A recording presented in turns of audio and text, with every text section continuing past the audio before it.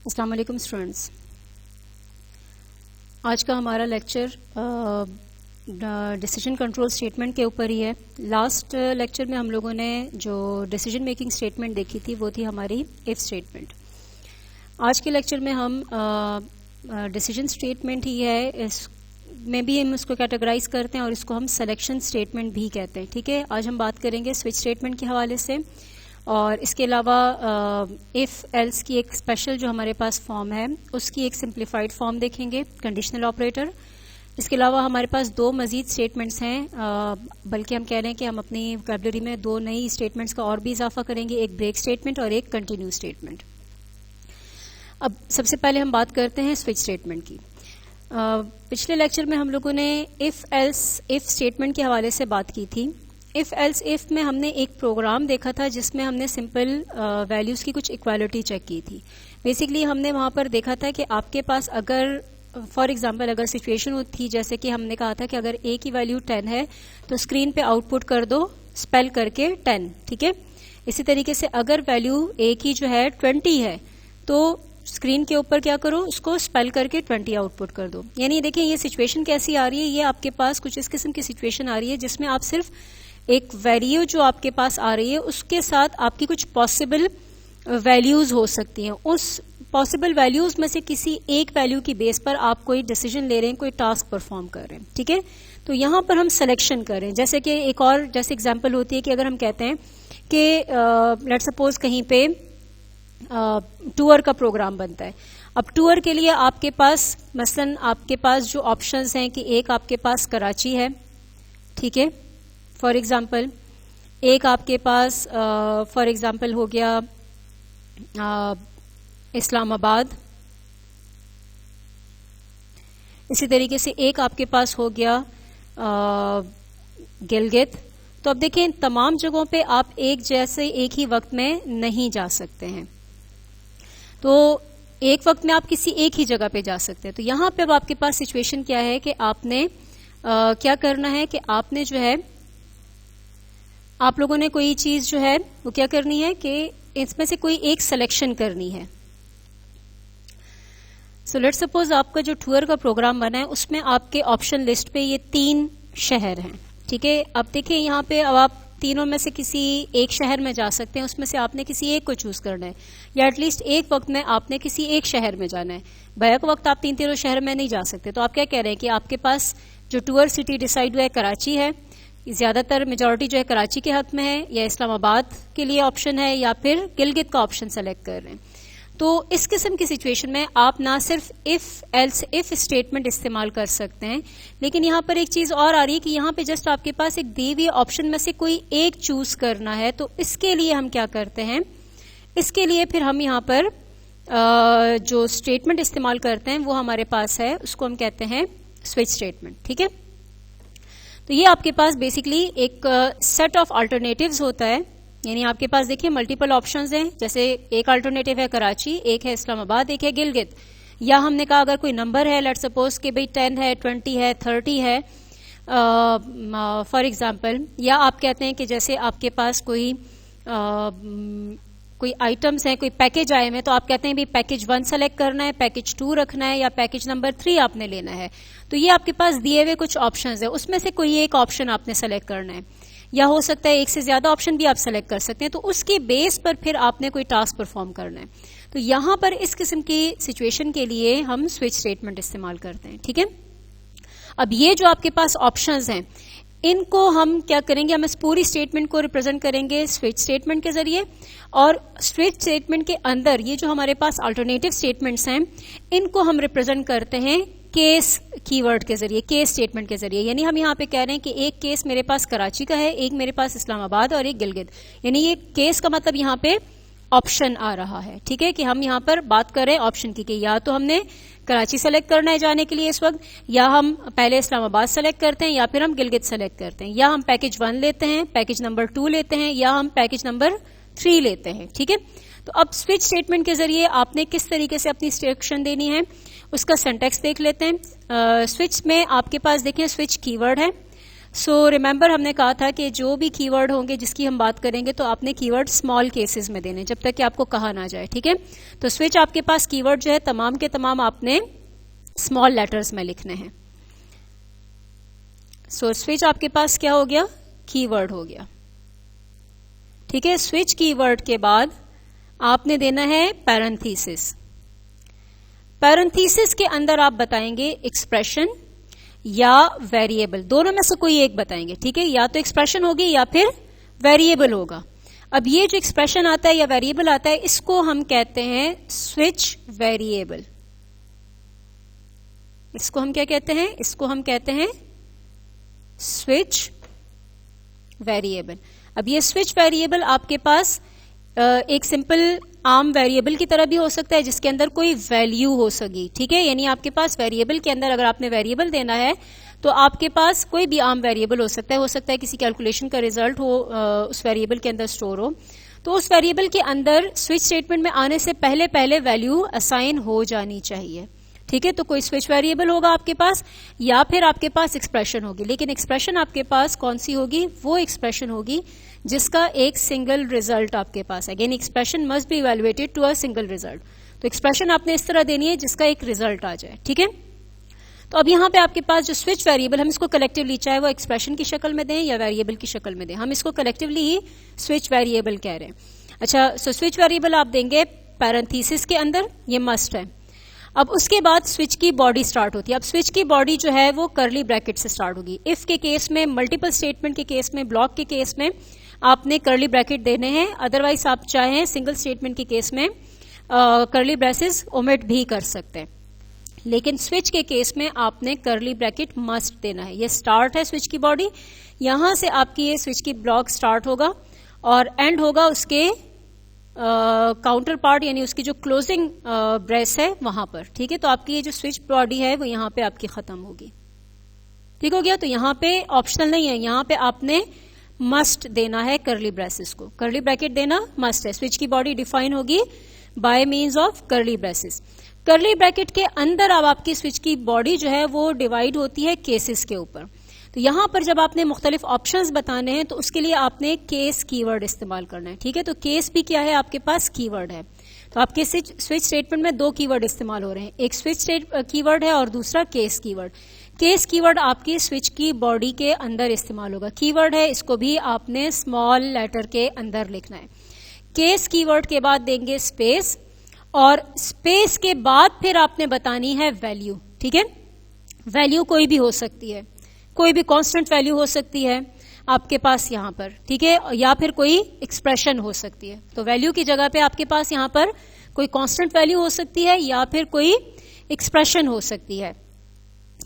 अब C++ के अंदर आप यहाँ पे वैल्यू जो है वो हर एक टाइप की नहीं बता सकते, मोस्टली आप या तो कैरेक्टर वैल्यू बता सकते हैं या फिर आप इंटीजर वैल्यू बता सकते हैं, ठीक है।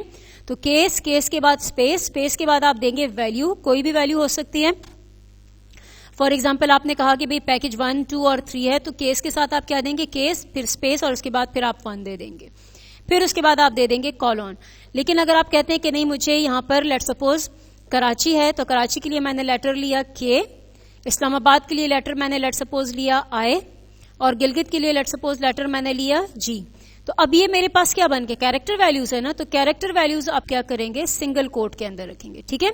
तो जो आपके पास न्यूमेरिक कांस्टेंट है उसको कोट के बगैर रखेंगे, और जो कैरेक्टर वैल्यू होगी उसको आपने सिंगल कोट में रखना है। ये आपकी अलाउड वैल्यूज है स्विच केस के अंदर C++ में।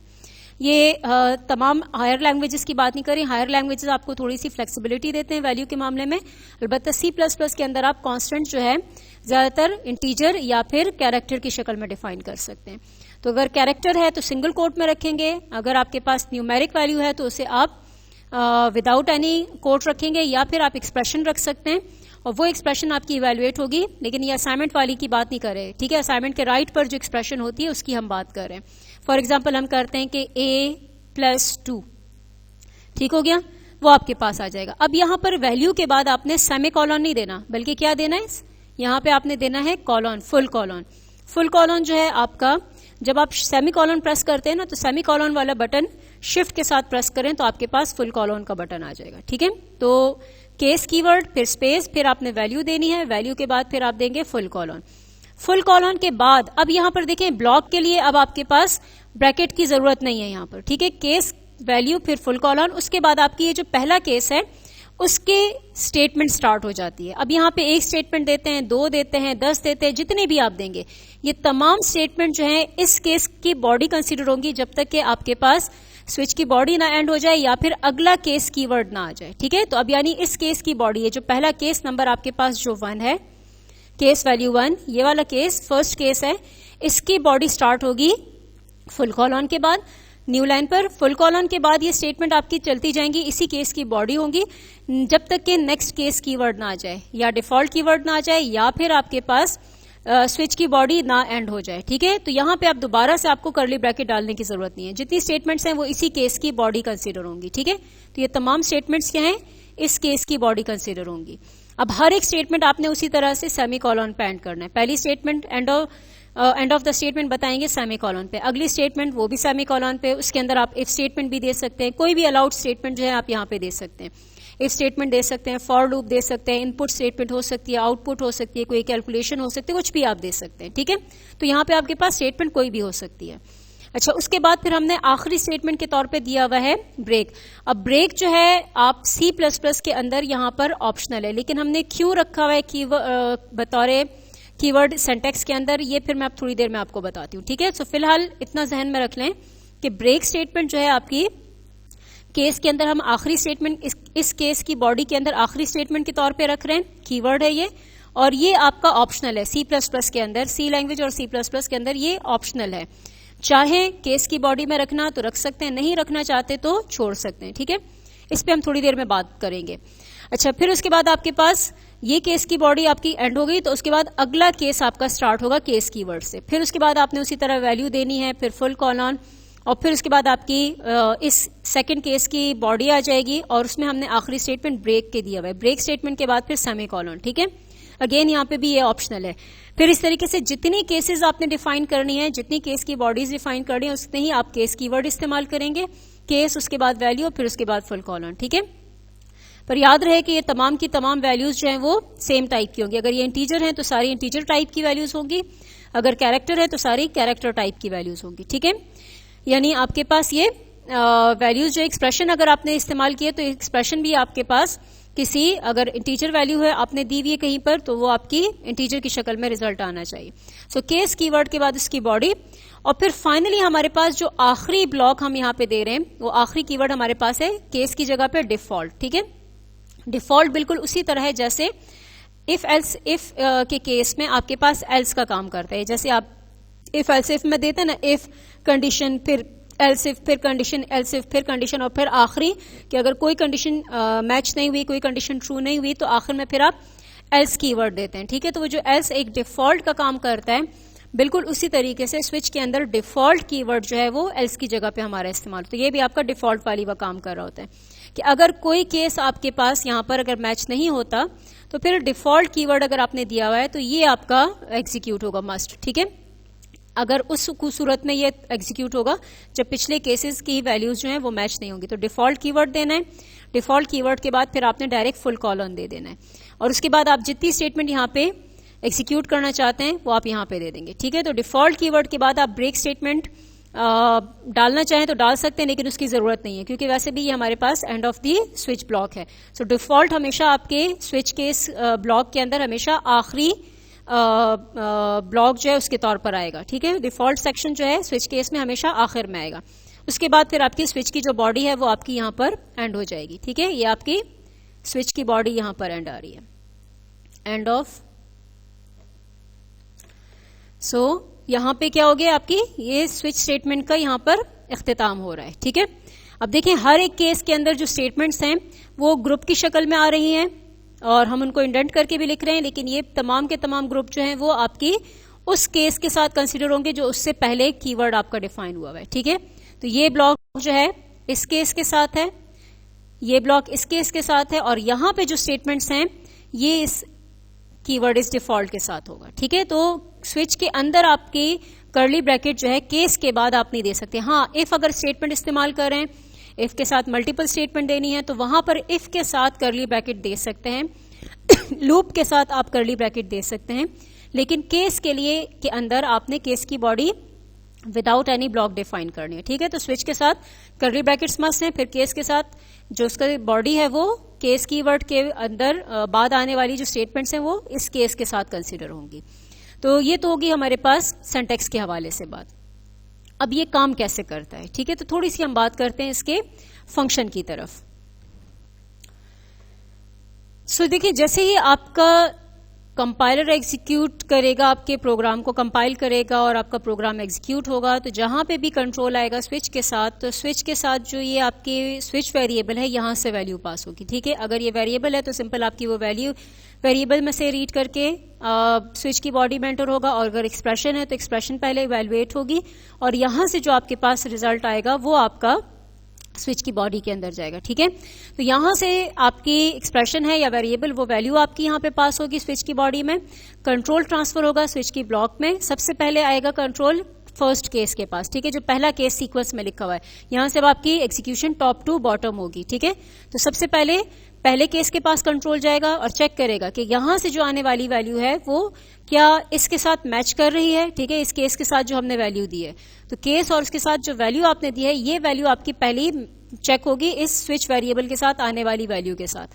अगर तो दोनों सेम है तो इस केस की बॉडी के अंदर कंट्रोल एंटर हो जाएगा, ठीक है। लेट्स सपोज अगर आपने यहां पे दिया हुआ है वेरिएबल, जो भी आपने दिया है वही वेरिएबल और ये वैल्यू कंपैटिबल होनी चाहिए, सेम होनी चाहिए। अगर सेम नहीं है तो कंपैटिबल होनी चाहिए, ठीक है। तो आपके पास देखें, लेट्स सपोज हमने यहाँ पे दिया हुआ है कि आपकी जो वैल्यू है वो इंटीजर वेरिएबल है, तो यहाँ पे आपके पास एक इंटीजर वैल्यू ही होगी बतौर कांस्टेंट। तो यहाँ या एक्सप्रेशन होगी जो कि इंटीजर रिजल्ट देगा। तो यहां से आने वाली वैल्यू आपकी इस केस के साथ दी गई वैल्यू के साथ पहले मैच होगी। अगर तो ये मैच हो गई, ठीक है, चेक होगी कि क्या सेम वैल्यूज आ रही हैं, जैसे कि हम इफ में करते हैं ना कि लेट्स सपोज मेरे पास एक वेरिएबल है कि ए के अंदर क्या वैल्यू है। अगर ए की वैल्यू है लेट्स सपोज 10, तो यहां पर देखिए वो जो ए इक्वल टू 10 हम इफ के अंदर देते हैं, वो आपकी यहां पे किस तरह से आ रही है, वो बेसिकली आ रही है कि ए जो है यहां पर आपका as a switch variable pass होगा। ये 10 जो है आपके पास वो यहां पे वैल्यू की जगह पे यहां पर केस के बाद लिखा जाएगा। तो यहां से चेक होगा कि क्या ए की वैल्यू 10 के बराबर है, यानी 10 से मैच कर रही है कि ए की वैल्यू और 10 जो है ये सेम हो। अगर तो ये मैच करता है तो कंट्रोल पास होगा इस केस की बॉडी में। लेकिन अगर ये मैच नहीं हुआ तो उस केस में कंट्रोल कहां जाएगा, यानी अगर ये मैच नहीं हुआ तो कंट्रोल पास होगा अगले केस के पास, ठीक है। फिर इस तरीके से चेक करेगा कि क्या आने वाली जो वैल्यू है वेरिएबल की वो क्या इसके साथ मैच कर रही है। अगर तो इसके साथ मैच करती है तो इसकी बॉडी में एंटर हो जाएगा, ठीक है। लेकिन अगर इसके साथ मैच नहीं किया तो फिर ये अगले केस के पास जाएगा, ठीक है। इसी तरीके से अगले केस के साथ जो वैल्यू दी है उसके साथ आने वाली स्विच वेरिएबल की वैल्यू चेक होगी। अगर ये मैच कर गया तो इसकी बॉडी में एंटर हो जाएगा, लेकिन अगर मैच नहीं हुआ तो फिर अगले केस के पास जाएगा। तो इस तरह से ये चलता चला जाएगा, ठीक है, जब तक कि तमाम केसेस की वैल्यूज जो है वो मैच नहीं हो जाती। लेकिन अगर पिछली किसी भी केस की वैल्यू मैच नहीं हुई और हमने आगे डिफॉल्ट दिया हुआ है जो कि ऑप्शनल है, ठीक है, डिफॉल्ट सेक्शन आप देना चाहें तो दे सकते हैं, छोड़ना चाहें तो छोड़ सकते हैं। लेकिन अगर आपने डिफॉल्ट कीवर्ड दिया हुआ है तो उस केस में फिर आपकी डिफॉल्ट यानी अब आपके पास बाय डिफॉल्ट ये स्टेटमेंट्स एग्जीक्यूट होगी जस्ट लाइक एल्स, ठीक है। तो आपके पास देखें अगर तमाम केसेस जो पीछे हैं उनकी वैल्यू मैच नहीं हुई तो कंट्रोल पास होगा अल्टीमेटली तमाम केसेस से होते हुए आखिर में डिफॉल्ट के पास, और डिफॉल्ट के साथ जो दी हुई स्टेटमेंट है वो एग्जीक्यूट हो जाएंगी, ठीक है। उस केस में आपके जो पिछले केसेस की जो बॉडी है वो एग्जीक्यूट नहीं हुई, तो डिफॉल्ट की बॉडी तब एग्जीक्यूट होगी जब पिछले केसेस की जो वैल्यूज हैं वो मैच नहीं होंगी, उनकी बॉडीज एग्जीक्यूट नहीं होंगी, तो तब जाके आपके डिफॉल्ट के साथ जो दी हुई स्टेटमेंट है वो आपकी एग्जीक्यूट होंगी, ठीक है। लेकिन अगर लेट्स सपोज केस की वैल्यू मैच हो गई, फॉर एग्जांपल हमने यहां पे दिया हुआ है 10, ठीक है, केस के साथ हमने दिया हुआ है 10 और ए की वैल्यू आपकी 10 के साथ आ रही है, तो लेट्स सपोज अगर आपकी आने वाली वैल्यू इसके साथ मैच होगी तो कंट्रोल कहां जाएगा, कंट्रोल पास होगा इस केस की बॉडी में। यहां पे जितनी भी स्टेटमेंट्स हैं वो एग्जीक्यूट होंगी। वो स्टेटमेंट से जैसे एग्जीक्यूट हो जाएंगी तो उसके बाद जब कंट्रोल आएगा ब्रेक स्टेटमेंट के पास, तो अब यहां पे क्या होगा। अब देखें ब्रेक स्टेटमेंट हमने कहा यहां पे ऑप्शनल है, देना चाहें तो दे सकते हैं, जरूरत है दे दें, नहीं है जरूरत तो छोड़ भी सकते हैं, लेकिन हम यहाँ पे इस्तेमाल करेंगे, ठीक है। लेट्स सपोज हमारा ब्रेक स्टेटमेंट एग्जीक्यूट हुआ तो पहले तो ये देखिए कि ब्रेक करेगा क्या। ब्रेक स्टेटमेंट का मतलब है कि आप एक तरह से कह रहे हैं कि भाई ओके ये सारी स्टेटमेंट एग्जीक्यूट हो गई। ब्रेक कह रहा है कि भाई अब तुम जिस ब्लॉक में भी हो कंट्रोल को वहां से बाहर भेज रहा है, ठीक है, यानी अब आप इस रूम से इस ब्लॉक से बाहर चले जाओ। तो जैसे ही ब्रेक स्टेटमेंट एग्जीक्यूट होगा आपके पास, जैसे ही ब्रेक स्टेटमेंट एग्जीक्यूट होगा तो कंट्रोल कहां पास होगा, कंट्रोल आपका जो है वो आपके ये जो करंट ब्लॉक है, देखिए ये आपके पास ये वाला जो ब्लॉक आ रहा है, ये स्विच का ये ब्लॉक, ठीक है, ये जो स्विच का ब्लॉक है, ब्रेक जिस ब्लॉक के अंदर एग्जीक्यूट होता है कंट्रोल को डायरेक्टली वहां से बाहर पास कर देता है, ठीक है। तो जैसे ही ब्रेक स्टेटमेंट एग्जीक्यूट होगी तो कंट्रोल यहां से कहां चला जाएगा, कंट्रोल यहां से स्विच की बॉडी से बाहर आ जाएगा। स्विच की बॉडी से बाहर जो भी पहली स्टेटमेंट है उसके पास कंट्रोल ट्रांसफर हो जाएगा। अगर कोई स्टेटमेंट नहीं है, प्रोग्राम एंड हो गया तो प्रोग्राम एंड हो जाएगा, ठीक है। तो ब्रेक की खासियत क्या है कि ब्रेक जिस पॉइंट पर एग्जीक्यूट होता है, जिस ब्लॉक के अंदर एग्जीक्यूट होता है, कंट्रोल को बाय फोर्स उस ब्लॉक से बाहर भेज देता है। रिमेंबर ब्लॉक हमारे पास क्या है, करली ब्रैकेट के जरिए हम डिफाइन करते हैं, ठीक है। ब्लॉक हमारे पास क्या है, करली ब्रैकेट के जरिए हम डिफाइन करते हैं, ठीक है। ये हमारा स्विच का ब्लॉक हो जाएगा। तो ब्रेक जैसे ही आया हमारे पास, उसने क्या किया, कंट्रोल को ट्रांसफर किया, ये जो हमारे पास करंट ब्लॉक ये वाला है ना, ठीक है, तो कंट्रोल यहां से इस ब्लॉक से बाहर आ जाएगा। यानी हमने कहा कि भाई इस केस की वैल्यू मैच हो गई, ये स्टेटमेंट्स एग्जीक्यूट हो गई, तो अब अगले केसेस मैच नहीं करने। फॉर एग्जांपल कराची के साथ हमने कहा था कि डिसाइड किया, सबने कहा कि भाई यहां हमने कराची जाना है, तो कराची के लिए क्या किया कि कराची वैल्यू मैच हो गई, तो उसके साथ कराची के लिए अरेंजमेंट की सारी। अब बाकी जो है हमने नहीं चेक करना, ठीक है, तो सारी कराची की अरेंजमेंट हो गई। तो अब हम कह रहे हैं कि ठीक है बाकी ऑप्शंस अब हमने नहीं देखने, सबका इत्तेफाक हो गया कराची के साथ, तो अब हम यहां से कंट्रोल को बाहर भेज रहे हैं। लेकिन सबका अगर हम कह रहे हैं कि नहीं कराची सेलेक्ट नहीं किया तो फिर हम अगले ऑप्शन के लिए चेक करेंगे। लेट सपोज हम देख रहे हैं कि नेक्स्ट वैल्यू आपके पास क्या है, अगर ये केस मैच कर गया तो इसकी बॉडी में जाएगा। अब यहां पर जैसी आखिरी स्टेटमेंट ब्रेक एग्जीक्यूट होगी तो कंट्रोल यहां से फिर बाहर आ जाएगा, ठीक है। इस स्टेटमेंट के एग्जीक्यूशन के बाद ही कंट्रोल यहां से कहां चला जाएगा, इस ब्लॉक से बाहर आ जाएगा। ब्रेक स्टेटमेंट ये कह रहा है। तो ब्रेक स्टेटमेंट हम केस के ब्लॉक के साथ तब देते हैं जब हम चाहते हैं कि अगली केस मैच ना हो। अगर किसी एक केस की बॉडी एग्जीक्यूट हो गई है तो अगले केस जो है वो फिर चेक ना हो, अगले केस के पास कंट्रोल ट्रांसफर ना हो, वहां पर हम उस केस के अंदर ब्रेक स्टेटमेंट देते हैं। लेकिन साथ में मैंने आपसे ये कहा कि अगर आपके पास ब्रेक स्टेटमेंट जो है C++ के अंदर स्विच में ऑप्शनल है, अगर आप ये ऑप्शनल है, अगर आप नहीं दें, फॉर एग्जांपल हमने ब्रेक स्टेटमेंट नहीं दिया, सो हम यहां पे इसको कमेंट कर देते हैं फॉर एग्जांपल, ठीक है। लेट्स सपोज हम यहां पे इसको कहते हैं कि अगर आपके पास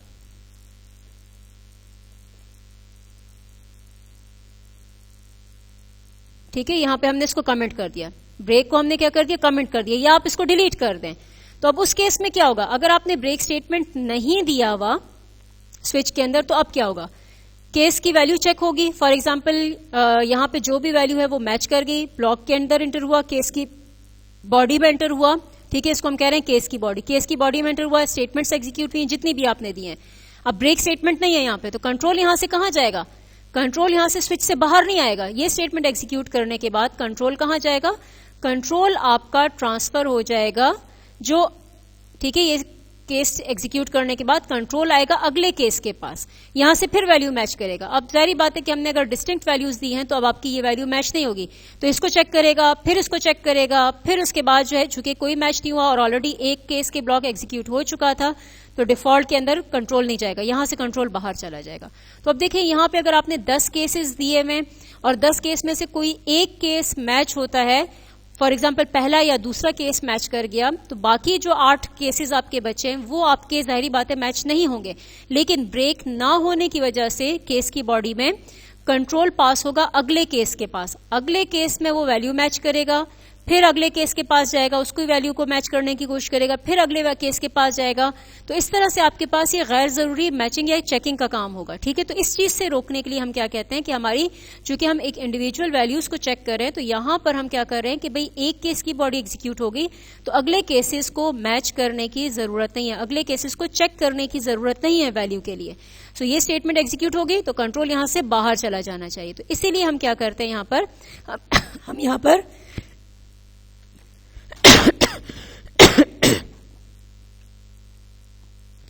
हम स्विच केस के अंदर ब्रेक की स्टेटमेंट इंक्लूड करते हैं। हाँ, बाज ऐसे केसेस होते हैं जिसमें हम मल्टीपल केसेस के ऊपर हम सिंगल बॉडी दे देते हैं, ठीक है। तो यही चीज जो हमने यहाँ पे बात की है, उसके लिए हम एक छोटा सा प्रोग्राम करके देखते हैं। पहले हम एक सिंपल सा प्रोग्राम करते हैं और फिर उसके बाद हम इसमें थोड़ी सी मजीद चीजें उसमें ऐड अप करते चले जाते हैं, ठीक है।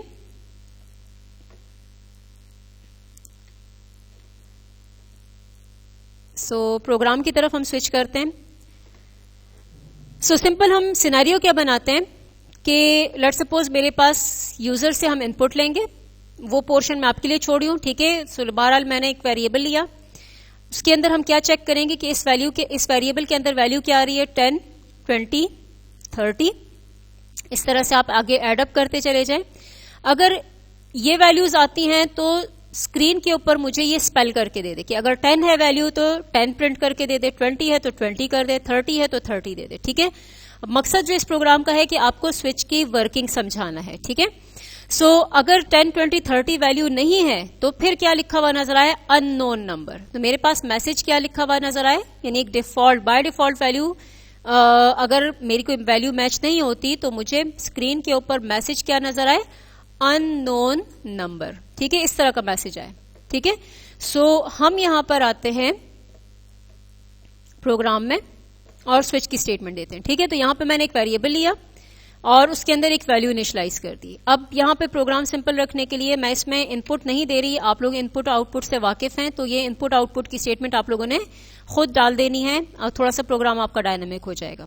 सो अब हम यहां पे स्टार्ट करते हैं स्विच की स्टेटमेंट, SWI, ठीक है। स्विच के बाद आपने पैरेंथेसिस में एक्सप्रेशन या वेरिएबल, इसको हम कहेंगे स्विच वेरिएबल, ठीक है। ये कुछ भी हो सकता है। अच्छा, इसके अलावा फिर आपने क्या करना है, स्विच की बॉडी स्टार्ट करनी है। ये स्विच की बॉडी स्टार्ट हो गई, ये मस्ट है। अब स्विच की बॉडी के अंदर अब आप ये कर्ली ब्रैकेट चाहे तो यहां दे सकते हैं, चाहे तो नीचे भी दे सकते हैं, इट्स अप टू यू, ठीक है। सो स्विच की बॉडी स्टार्ट हुई। स्विच की बॉडी के अंदर हम क्या करें, केस कीवर्ड के जरिए बताएंगे। तो पहला केस हमने क्या रखा था, पहला केस हमने रखा हुआ है 10 के लिए। तो हम यहाँ पे कहते हैं कि क्या केस 10 है, यानी ए से आने वाली वैल्यू क्या है, 10 है। अगर 10 है तो क्या करो, फुल कॉलन के बाद हम बताएंगे केस की बॉडी, ठीक है। तो ये देखें केस, उसके बाद हम कहते हैं सिंपल, यानी हम सिंपल यहाँ पे काम ले रहे हैं। थोड़ा सा कॉम्प्लेक्स करने के लिए मैं यहाँ पे अलग अलग स्टेटमेंट दे रही हूँ, आप चाहें तो एक ही सी आउट भी दे सकते हैं, लेकिन सिर्फ आपको की याद दहानी के लिए कि हम मल्टीपल स्टेटमेंट जो है केस के बाद लिख सकते हैं। तो सी आउट और यहां पे हम कहते हैं 10, ठीक है, और लेट्स सपोज न्यू लाइन कर दिया। सो ये 2 दफा सी आउट देने का मेन मकसद यही था कि आपको नोटिफाई हो जाए कि भाई हम केस के बाद number of statements, multiple statement दे सकते हैं। उसके लिए मुझे दोबारा ब्लॉक देने की जरूरत नहीं, जस्ट मेरी ये स्विच की बॉडी स्टार्ट हुई यहां से और यहां पे क्लोज हो गई। हाँ, अगर इफ स्टेटमेंट है तो इफ के साथ आप ब्लॉक दे सकते हैं, ठीक है। सो ये मेरी स्टेटमेंट आ गई। फिर उसके बाद देखें आखिरी स्टेटमेंट, लेट्स सपोज हम ब्रेक के बगैर देते हैं, तो अब यहां पे हम देते हैं केस, नेक्स्ट वैल्यू हम देते हैं 20। फिर इसी तरीके से हम यहां पर दे देते हैं C out, let's suppose new line पर 20, स्क्रीन पे प्रिंट कर दो, फिर कर्सर को न्यू लाइन पर भेज दो। इसी तरीके से नेक्स्ट फिर हम देते हैं केस 30, फिर फुल कॉलन, ये देखिए मेरे पास, और यहां पर हम कहते हैं कि अगर केस की आने वाली वैल्यू 30 है तो फिर यहां पर स्क्रीन पे 30 प्रिंट कर दो, ठीक है। लेकिन अगर इनमें से कोई वैल्यू नहीं है तो फिर क्या करो, फिर बाय डिफॉल्ट एक मैसेज दो। अब डिफॉल्ट जो है कीवर्ड आप चाहें तो दे सकते हैं, चाहें तो छोड़ सकते हैं, ऑप्शनल है। लेकिन अच्छी बात है कि अगर आपकी कोई केसेस, कोई ऑप्शनल अल्टरनेटिव ऑप्शन मैच नहीं हुआ तो आप डिफॉल्ट जरूर दें। मसलन कोई भी आपने कोई मीनिंगफुल मैसेज देना है या कोई क्लीन अप का काम हो सकता है, वो आप यहां पे दे सकते हैं। लेकिन बहरहाल ये जरूरी नहीं है। अगर आपकी कोई ऐसी सिचुएशन नहीं बन रही तो आप डिफॉल्ट कीवर्ड ओमिट कर सकते हैं, ना देना चाहें तो छोड़ सकते हैं। तो फिलहाल हमने यहां पे प्लान किया है कि हमने स्क्रीन पे मैसेज क्या देना है, अननोन नंबर, ठीक है। ये मैसेज आए मेरे पास स्क्रीन के ऊपर, कर्सर न्यू लाइन पे चला जाए और उसके बाद प्रोग्राम एंड हो जाए। अब देखिए इस स्विच के अंदर मैंने क्या किया है, यहां पे मैंने ब्रेक स्टेटमेंट नहीं दिया, तो इसका मतलब है कि ये आपके पास, इसको हम सेव करते हैं और कंपाइल करते हैं। आपके पास देखें कंपाइलेशन हो गई है, कोई एरर नहीं आया। इसका मतलब है कि ब्रेक स्टेटमेंट आप ऑप्शन के ऊपर छोड़ सकते हैं। अगर आप ओमिट करेंगे तो उस केस में क्या होगा, पहले हम इसका रिजल्ट देखते हैं, फिर उसके बाद हम बात करते हैं। तो यहां पे देखिए स्विच की बॉडी से बाहर हम यहां पे एक मैसेज देते हैं, C out off switch block. ठीक है, ये देखें आपके पास ये चीज, यानी आपकी ये प्रोग्राम के आखिरी स्टेटमेंट के तौर पर ये स्टेटमेंट एग्जीक्यूट होगी। ठीक है, और उसके बाद आपका प्रोग्राम जो है वो एंड हो जाएगा। यानी अब आपके स्विच में से 10 प्रिंट होता है, 20 होता है या 30 होता है, जो भी वैल्यू प्रिंट होती है, या अननोन नंबर प्रिंट होता है, लेकिन आपके pass out off switch block हमेशा आएगा क्योंकि ये स्विच के ब्लॉक से बाहर है। सो इसको हम पहले रन करके देखते हैं, रिजल्ट देखें क्या आता है। देखें 10, 20, 30 आ गया। अब प्रॉब्लम क्या आ रही है, यहां पे देखिए अब मसला क्या हुआ है, अननोन नंबर सारे के सारे एग्जीक्यूट हो गए। वाई? क्योंकि यहां पर अब ये थोड़ा सा आप कह लें कि सॉर्ट ऑफ C++ कंपाइलर का एक ड्रॉबैक है कि देखिए ए की वैल्यू हमारे पास क्या थी, 10 थी, उसने मैच किया, 10 मैच कर गई। तो यहां से इसने क्या किया, इसकी बॉडी को एग्जीक्यूट किया, फिर उसके साथ मैच किया, वो भी एग्जीक्यूट कर रहा है, उसको भी एग्जीक्यूट कर रहा है और डिफॉल्ट वाले को भी एग्जीक्यूट कर रहा है। ठीक है, लेट्स सपोज अगर मैं ए की वैल्यू को 100 कर दूं तो अब इस केस में क्या होगा, देखें अब वो डिफॉल्ट वाला हो रहा है, लेकिन उससे पहले जो आपके पास जो आपके ये जो ब्लॉक थे ना, ये 10 वाला, देखिए ए की वैल्यू, ए से आने वाली वैल्यू क्या है, 100 है। तो क्या ए की वैल्यू केस 10 के साथ मैच कर रही है? क्या ए इक्वल है 10 के? नो। इक्वल है 20, यानी केस 20 है। क्या ए से आने वाली वैल्यू 20 है? नो। क्या ए से आने वाली वैल्यू है 30? नो। तो फिर जाएगा डिफॉल्ट के पास। तो अब यहां पे तो बात सही हो गई, लेकिन अगर मैं यहां पे लेट्स सपोज जैसे अभी आपने 10 में देखा कि 10 के साथ मैच हुआ, तो फिर उसने क्या किया, 20 वाले के ब्लॉक को भी एग्जीक्यूट किया और अगले केस के ब्लॉक को भी एग्जीक्यूट किया और डिफॉल्ट वाले को भी एग्जीक्यूट किया है। इसी तरीके से अगर मैं यहां पे 10 के बजाय अगर मैं 20 कर दूं तो अब क्या होगा, तो अब देखें आपके पास, इसको हम पहले क्लोज करें, कंपाइल करें, अब देखें कहां पे गया, अब 10 तो मैच नहीं हुआ, यानी ए से आने वाली वैल्यू 10 नहीं है। क्या है आपके पास ए की वैल्यू, ए से आने वाली वैल्यू है 20। इसका मतलब है कि 20 है तो 20 के ब्लॉक में एंटर हो गया। ठीक है, इस केस के ब्लॉक में एंटर हो गया, लेकिन जैसे यहां पे आया उसके बाद ये अगले केस के पास गया, उसके ब्लॉक को भी एग्जीक्यूट किया और फिर उसके बाद जो डिफॉल्ट वाला था उसको भी एग्जीक्यूट किया। तो ये सिचुएशन नहीं होनी चाहिए। इस सिचुएशन से बचने के लिए फिर हम क्या करते हैं, हम ब्रेक स्टेटमेंट इस्तेमाल करते हैं। ठीक है, तो ब्रेक स्टेटमेंट जो करंट जिस ब्लॉक के अंदर ब्रेक स्टेटमेंट एग्जीक्यूट होगा वहां से कंट्रोल को बाहर भेजेगा। देखिए 2 ब्लॉक हैं आपके पास ब्रेक स्टेटमेंट में, आप देखें एक हम यहां पे दे रहे हैं, इसको हम पहले लिख लें,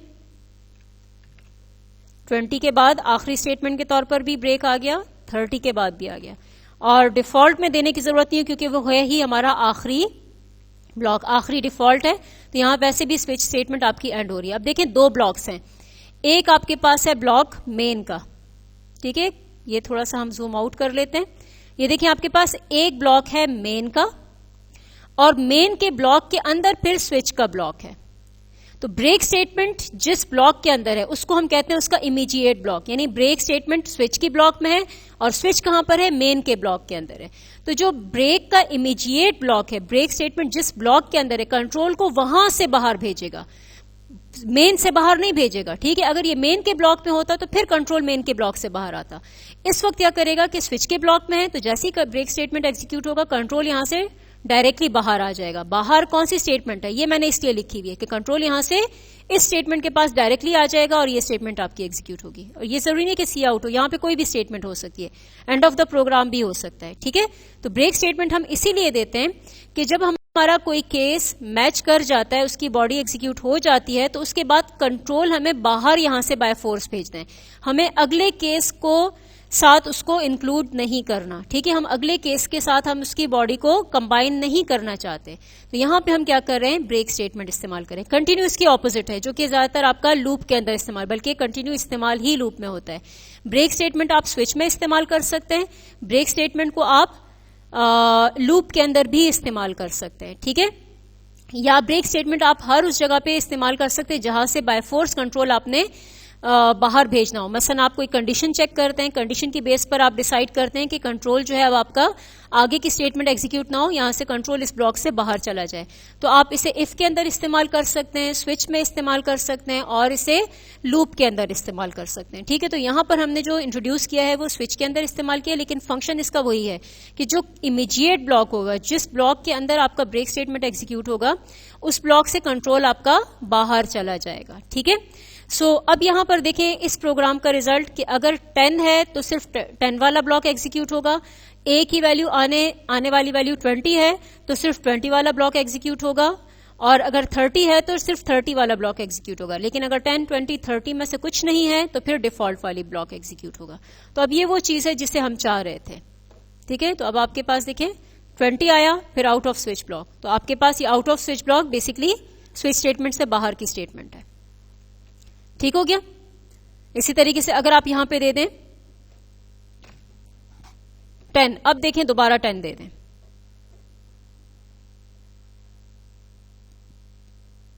रन करें इसको, अब देखें 10 आ गया, लेकिन अब आपके पास वो जो 20 और 30 था वो नजर नहीं आ रहा। ठीक है, इसका मतलब है कि ब्रेक ने क्या किया कि जैसे ये स्टेटमेंट एग्जीक्यूट हुई, ये ब्लॉक एग्जीक्यूट हुआ, इस केस की बॉडी के अंदर आखिरी स्टेटमेंट हमने ब्रेक दी है।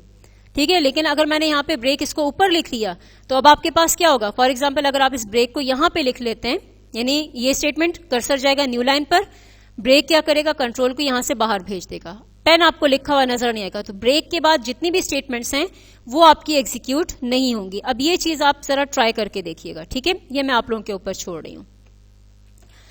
अच्छा, अब यहां पर देखें केस अगर हमारा एक मैच कर जाता है तो अगले केस के पास भी जाता है। तो बाज़ औक़ात ऐसा होता है कि आपकी मल्टीपल वैल्यूज की बेस पर हम एक ही काम करना चाहते हैं, एक ही ब्लॉक एग्जीक्यूट करना चाहते हैं। फॉर एग्जांपल हम कहते हैं कि अगर ए की वैल्यू लेट सपोज हो जाती है 40 या 50 या हो सकता है 60, जितना आपने कंबाइन करना है कर सकते हैं। ठीक है, 40 हो जाए या 50 हो जाए या 60 हो जाए, तो मैसेज मेरे पास स्क्रीन के ऊपर क्या है, 40 और 50 और 60। ठीक है, यही वैल्यूज जो है मेरी सिंपल स्क्रीन के ऊपर आउटपुट हो जाए, यानी जो वैल्यू आ रही है उसी को हम आउटपुट करना चाह रहे हैं। तो यहां पर हम क्या करते हैं, अब देखें यहां पे हम ब्रेक का जो ऑप्शन है ना, ऑप्शनल के तौर पर, उसका हम फायदा कैसे उठाते हैं। कभी कभार हमारे पास मल्टीपल वैल्यूज के लिए अगेंस्ट हम एक ही टास्क परफॉर्म करना चाहते हैं। ठीक है, तो उस केस में फिर हम क्या करते हैं, केस लेट सपोज हमने कहा 40।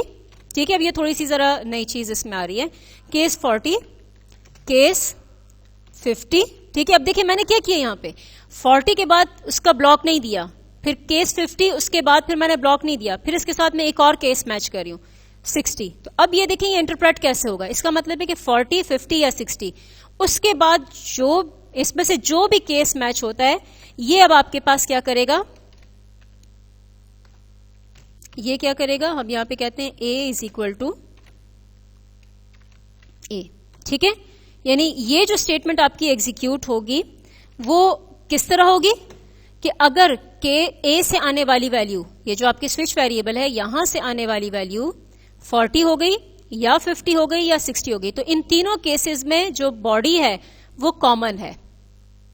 ठीक है, अगर लेट सपोज कोई कहता है कि भाई कोई हमने मारगला जाना है या हमने फैसल मस्जिद जाना है या हमने फॉर एग्जांपल कोई भी जो इस्लामाबाद लाइब्रेरी है, नेशनल लाइब्रेरी, वहां जाना है, तो अब देखें तीनों चीजें जो हैं आपकी किसके साथ आ रही हैं कि इस्लामाबाद है ना, तो अब तीनों केसेस में हम कह रहे हैं गो टू इस्लामाबाद, इस तरह का आपका काम आ गया। तो ठीक है, तो तीनों केसेस के केस में अगर आपके पास ये तीन वैल्यूज आती है, तीनों केसेस में हमने बॉडी क्या कर दी, कंबाइन कर दी, तो ये हमारी कॉमन बॉडी हो गई फॉर केस 40, 50 एंड 60। उस केस में देखिए हमने 40 और 50 के साथ हमने बॉडी नहीं दी, स्किप कर दिया है, तो 40, 50 या 60 तीनों के केस में फिर आपकी ये वाली बॉडी जो है वो एग्जीक्यूट हो जाएगी। ठीक है, सो हम यहां पे कहते हैं लेट सपोज 50 और हमने आउटपुट क्या दिया हुआ है, हमने यहां पे कहा हुआ है कि बस जस्ट ए की वैल्यू को स्क्रीन के ऊपर इको कर दो, ये आगे देखें ए इज इक्वल टू 50 और फिर हमने आगे देखें न्यू लाइन नहीं दिया था, तो आपकी ये स्टेटमेंट जो है उसी के साथ आ रही है। सो हम यहां पे कहते हैं ANDL, दोबारा रन करें, ये आ गया आपके पास ए इज इक्वल टू 50। ठीक है। इवन आप 40 कर दें या आप इसको 60 कर दें तो सेम ब्लॉक एग्जीक्यूट होगा। तो ब्रेक का ऑप्शनल होना और मल्टीपल केसेस के साथ आप एक ही ब्लॉक को कंबाइन कर सकते हैं। ये हमारे पास हो गया स्विच स्टेटमेंट। सो होपफुली इसमें आप लोगों ने इसकी समझ आ गई होगी। कोई कंफ्यूजन हो, क्वेश्चन हो तो आप अपने क्वेश्चंस जो हैं डिस्कशन बोर्ड के ऊपर पोस्ट कर सकते हैं। एक चीज जो मैं दोबारा से रीट्रेट कर दूं कि आपने केस के साथ जो कांस्टेंट देना है वो या तो इंटीजर कांस्टेंट होगा या कैरेक्टर कांस्टेंट होगा, ठीक है। या फिर कोई आपके पास एक्सप्रेशन हो सकती है जो कि फाइनल कोई सिंगल रिजल्ट दे, कोई कांस्टेंट रिजल्ट की शक्ल में उसके पास आए, ठीक है। जैसे आपके पास यहां पर कोई हो सकता है, आप देखिए यहां पे ए कोड के अंदर दिया है +32, इसका मतलब है ए क्या है आपका, ए अब आपका कैरेक्टर है, लेकिन हमने देखा था कि कैरेक्टर आपका मेमोरी के अंदर इंटीजर की शक्ल में ही रिप्रेजेंट होता है। तो ये ए के पीछे जो कोड है स्मॉल ए है, स्मॉल ए का कोड है 97, तो 97 के साथ 32 प्लस होगा, रिजल्ट आपके पास क्या आ जाएगा, वो आपका एज अ कांस्टेंट केस के साथ आ जाएगा। तो आप इस तरह भी लिख सकते हैं, आप लिख लें केस, ये ट्राई करके देखिएगा, ठीक है, और फिर मुझे बताइएगा कि आपके पास क्या रिजल्ट आ रहा है। केस सिंगल कोट के अंदर ए, ठीक है, फिर हमने दिया, अगर ये सिंगल कोट में होता तो ठीक है, लेकिन आगे हमने दिया है प्लस और फिर 32। तो अब देखें यहां पे क्या हो रहा है, अब यहां पे वो देखेगा कि मेमोरी के अंदर ये कैरेक्टर है, कैरेक्टर मेमोरी में कोड की फॉर्म में स्टोर होता है, इंटीजर कोड की शक्ल में, तो ए का कोड लेगा, स्मॉल ए है 97 फिर +32, जो रिजल्ट आएगा वो फिर केस की वैल्यू बन जाएगी, ठीक है, केस की कांस्टेंट के तौर पर। तो C++ के अंदर ये लिमिटेशन है कि यहां पे आप या तो सिर्फ इंटीजर यूज कर सकते हैं या फिर कैरेक्टर कांस्टेंट यूज कर सकते हैं, या ज्यादा से ज्यादा वो एक्सप्रेशन आप इस्तेमाल कर सकते हैं जो कि आपके पास किसी इंटीजर या कैरेक्टर की शक्ल में ही आपके पास रिजल्ट है। बेसिकली आपके पास इंटीजर कांस्टेंट की शक्ल में रिजल्ट है, ठीक है। तो ये चीजें थी हमारे पास स्विच स्टेटमेंट के साथ। इसमें हमारे आज के लेक्चर में एक कंडीशनल ऑपरेटर का रह गया है और कंटिन्यू सही एग्जाम्पल तो हम इसकी लूप के साथ देखेंगे, लेकिन बहरहाल हमारे पास चूंकि इस वीक के कोर्स में तो हम इसका एक इंट्रोडक्शन ले लेते हैं। यहां तक स्विच की डिस्कशन हमारी एंड हुई। कोई क्वेश्चन हो तो आप अपने डिस्कशन बोर्ड में या ईमेल के थ्रू आप अपने क्वेश्चन पोस्ट कर सकते हैं, वहीं पे आपको जवाब भी मिल जाएंगे। लेकिन अगर कोई मसला हुआ, ज्यादा कॉम्प्लेक्स किस्म का क्वेश्चन हुआ तो उसका रिजल्ट आपको एक अलग वीडियो की शक्ल में, क्वेश्चन आंसर वीडियो की शक्ल में भी मिल सकता है।